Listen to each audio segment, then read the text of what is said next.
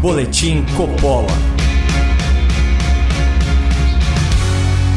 Sejam muito bem-vindos a um Boletim Coppola diferente. Vocês já pararam para pensar quem é que manda no Brasil? O artigo 1º, parágrafo único da Constituição Federal, a nossa Carta de Boas Intenções, estabelece que todo o poder emana do povo. Mas, na prática, o interesse público e a vontade popular vêm sendo solapados por um flagrante desequilíbrio de forças na República. Conforme denunciou uma matéria especial publicada essa semana pelo jornal O Estado de São Paulo, o Congresso Nacional, capturado pelo Centrão, avançou sobre o orçamento federal e impôs a sua agenda de projetos, tornando o governo cada vez mais refém do parlamento. Também essa semana, 2 magistrados lá do STF, os ministros Alexandre de Moraes e Luiz Roberto Barroso, foram convidados pelo Senado Federal a prestarem esclarecimentos sobre o ativismo judicial praticado despudoradamente pelo Supremo. Essas 2 notícias são muito recentes, mas elas refletem um fenômeno de longa data, a quebra da independência harmônica entre os poderes, que, por acaso, também é um princípio do nosso Estado democrático de direito, conforme o artigo 2º da Constituição. As elites do legislativo e do judiciário estão paulatinamente sequestrando as prerrogativas do poder executivo e subvertendo o sistema presidencialista. Formalmente, o cargo máximo da República é a presidência, que se conquista por voto popular. Mas, como ensina o célebre petista corrupto, ganhar a eleição é diferente de tomar o poder.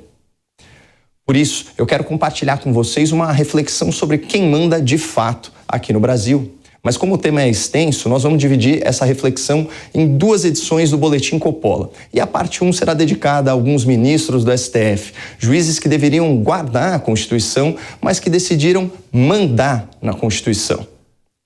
No Brasil de hoje, a Constituição como ela é tem menos importância do que a Constituição como os ministros do Supremo gostariam que ela fosse.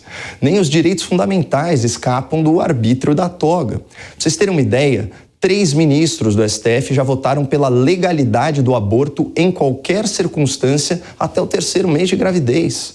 Isso, apesar da Constituição declarar que a vida humana é inviolável e apesar de 75% da população brasileira ser contra o aborto ou contra mudanças na atual legislação. Agora pensa comigo, se um juiz ou um colegiado de juízes se acha apto e competente para decidir sozinho pela morte de milhares e milhares de vidas inocentes, imagina a postura voluntariosa desse magistrado ou dessa corte em matérias menos sensíveis, em questões que não sejam literalmente de vida ou morte.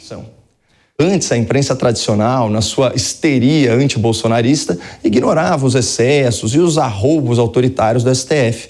Mas até nesse ambiente tóxico de defesa seletiva das garantias fundamentais, começam aí a pipocar algumas críticas mais duras à inconstitucionalidade de certas decisões supremas. Aspas para o editorial de O Globo, publicado dia 15 de junho e intitulado "Ativismo do STF representa risco preocupante". Outro risco para a nossa democracia tem passado despercebido. É mais insidioso e permanecerá entre nós mesmo que Bolsonaro perca a eleição e transfira o poder ao sucessor. Trata-se da politização do Supremo Tribunal Federal, o STF. A corte, que deveria manter-se equidistante e alheia às paixões, parece a cada dia mais contaminada pelo noticiário, como se devesse prestar contas à opinião pública, não à lei ou à Constituição. E só um esclarecimento, pessoal. Para as elites do jornalismo militante, opinião pública é o que eles mesmos pensam e não o que acredita a maioria da população. Mas segue o editorial de O Globo. O ministro Gilmar Mendes teve de reafirmar o óbvio, dizendo que o Supremo não é partido de oposição ao governo. Não é mesmo, nem jamais deveria ser. A impressão que tem transmitido, contudo, é a oposta. Não é de hoje que o STF invade competências de outros poderes.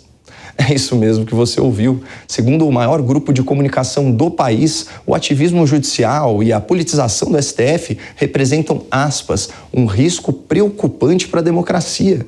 E o tribunal transmite a impressão de que atua como partido político de oposição ao atual governo. Palavras deles, não minhas. Uma coisa é fato, o Supremo Tribunal Federal está mandando no país. O O STF manda na internet, manda tirar do ar um aplicativo de mensagens utilizado por milhões de brasileiros, inclusive para serviços essenciais. Manda suspender as contas de redes sociais dos críticos dos ministros. Manda censurar matéria da imprensa que prejudica a imagem do presidente do tribunal. O STF também manda na eleição, manda investigar quem questiona de boa fé um sistema de votação que é tecnicamente vulnerável.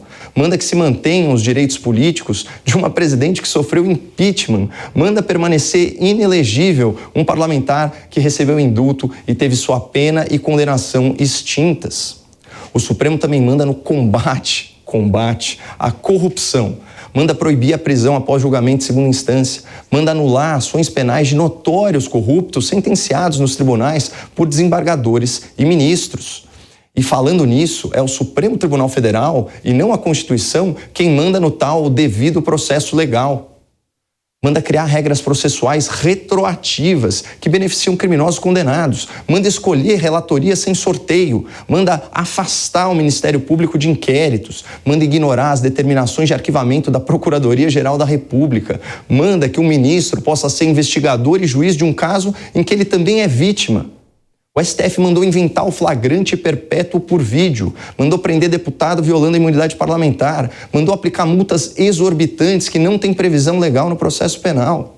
E não contente em mandar nas regras processuais, o STF decidiu mandar na lei penal. Mais uma vez, nós recorremos ao editorial de O Globo. Quando o Supremo tornou a homofobia e a transfobia crimes, formulou, sem aval do Legislativo, um tipo penal por analogia. Um absurdo, pois o direito penal é literal. Quando o STF equiparou os crimes de racismo e injúria racial, alterou definições de leis aprovadas no Congresso. Olha, nada contra o mérito dessas decisões, eu quero mais que gente preconceituosa e racista se ferre de verde e amarelo. Mas o lugar de criar leis penais não é no tribunal nomeado, é no parlamento eleito. E essa separação de poderes é sagrada numa democracia. E, finalmente, é o Supremo Tribunal Federal quem manda quando quer no Poder Executivo. O STF manda na polícia, manda suspender sobrevoo com helicópteros, dificultando o trabalho em terra das forças especiais que combatem o crime nas comunidades. Manda que a polícia só realize determinadas operações à luz do dia. Manda quebrar o sigilo de protocolos e de estratégias de enfrentamento às facções criminosas. O Supremo manda na economia. Manda o que pode ou não ser desestatizado, manda interromper o andamento de grandes obras de infraestrutura, manda suspender redução de impostos em plena crise econômica. E sim, o STF também manda no governo. Manda retirar do cargo nomes que preenchem os pré-requisitos legais, manda na condução de políticas públicas referentes às pastas ministeriais e manda na escolha de prioridades da gestão. Como se os próprios ministros do Supremo não tivessem lá sentados em cima de processos importantes para o futuro do país e para o combate à corrupção.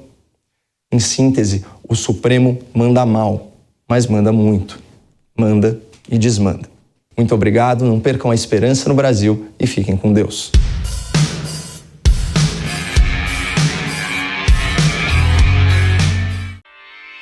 Realização Jovem Pan News.